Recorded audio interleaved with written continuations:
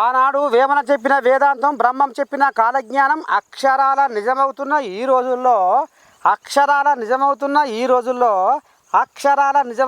ఈ రోజుల్లో బాధ్యత తెలియని ఉద్యోగులు తయారయ్యారట ఈ నాగార్జున సాగర్లా. ఇక చూడు ఏం జరిగిందో.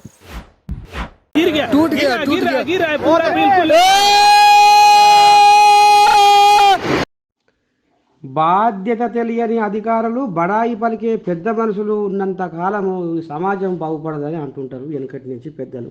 ఇది అక్షర సత్యం అంటారు. కానీ ఇప్పుడు గదే తరిగన సర్కారు అధికారుల నిర్లక్ష్యం వలన ఇవాళ వేల మంది కూలీలు అన్యాలంగా ఉత్త పుణ్యానికి జీవిపోతుండేలా. ఏదో ఆ దేవుని పుణ్యాన ఈ గండం తప్పింది. కానీ ఉత్త పుణ్యానికి ఎంతో మంది నేలమట్టం అయ్యే కాడికి వచ్చింది కథ. ఎట్లా అంటారా? ఇక మరి నిన్న వారం ముసులు జోర కొడుతుండే. ఇక మరి నాగార్జున సాగర్లో ఉన్న ఈ సొరంగాన్ని, అది సుంకిశాల రిటైనింగ్ వాలని ఒకటి ఉంటుంది. ఈ సొరంగ మార్గము పూర్తిగా ఓపెన్ చేయడం వలన ఈ ప్రమాదం జరిగిందని చుట్టుపక్కల ఉన్నోళ్ళు ఈ రకంగా వీడియో తీసారు.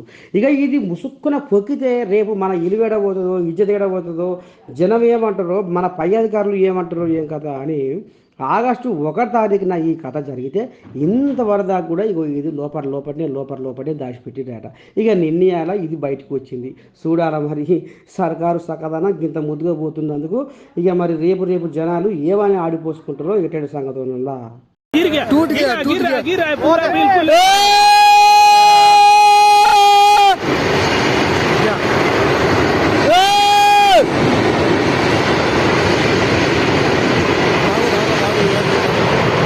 भैया